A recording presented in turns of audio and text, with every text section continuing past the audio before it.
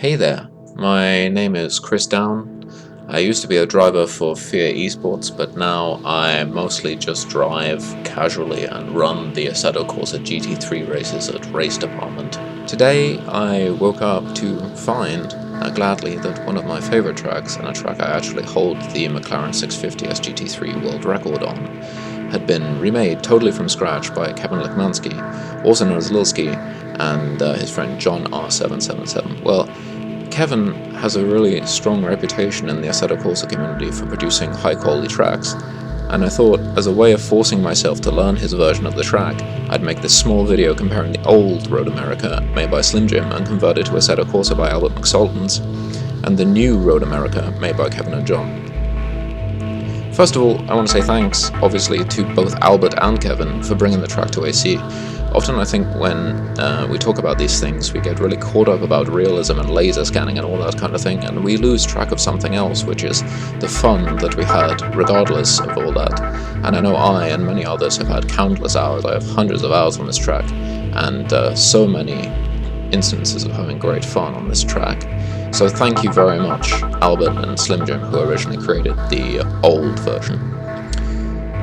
So let's get started by going through some of the fundamental differences in the two tracks, and then we'll go through my world record on the old version, and also my world record on the new version.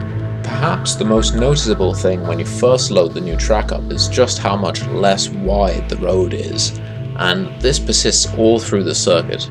Unscientifically, I'd say that the old Corsa's road feels something about 1.3 or 1.4 times as wide as the new course, and this makes even corners which are basically the same in terms of corner angle a lot tighter in reality.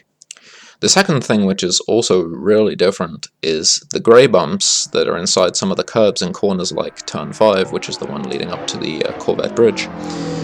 These in the old version, going over it generally unsettles the car a lot, like really a lot, and you want to keep off of them.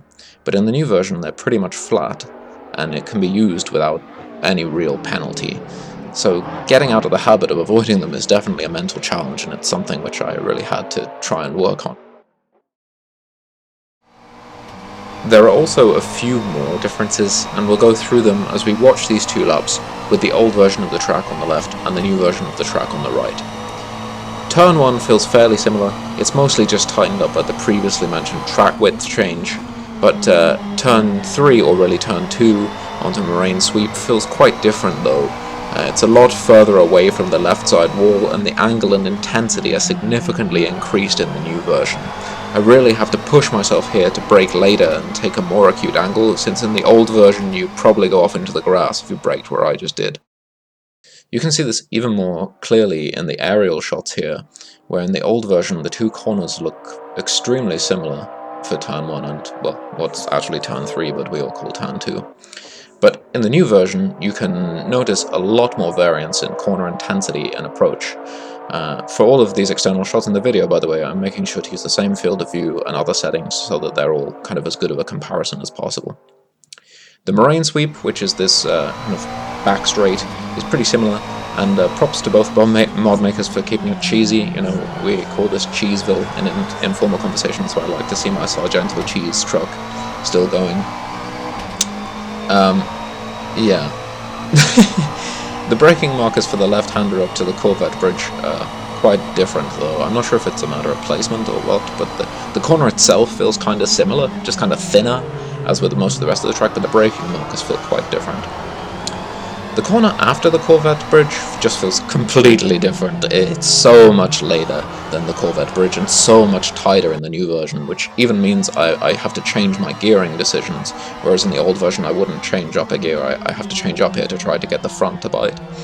And here's an off-board shot of that corner in the old and new versions, the old version first, and you can really just see how much more compressed the space is into the corner in the old version compared to the new one.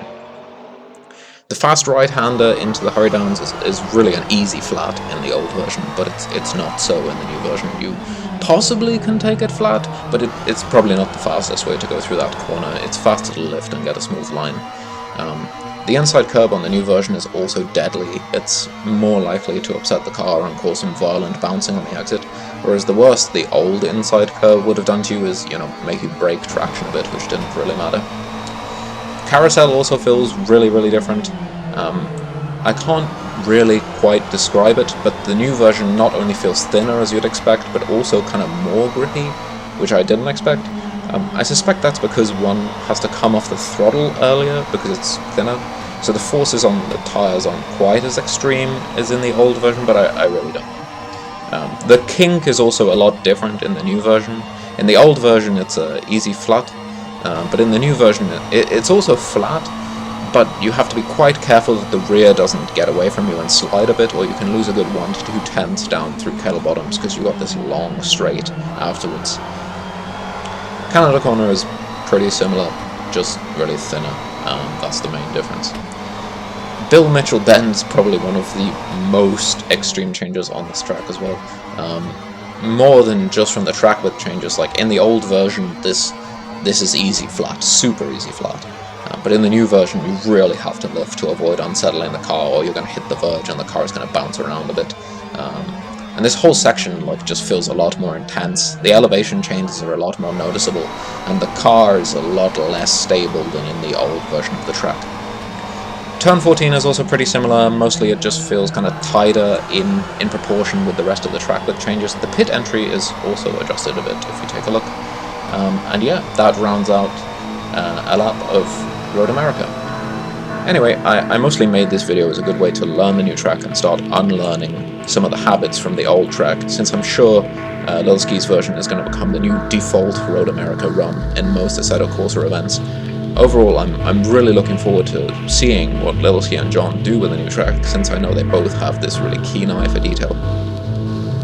Anyway, I hope this has been useful for you, and I'll leave you with the unedited side-by-side videos of the old lap on the left and the new version on the right.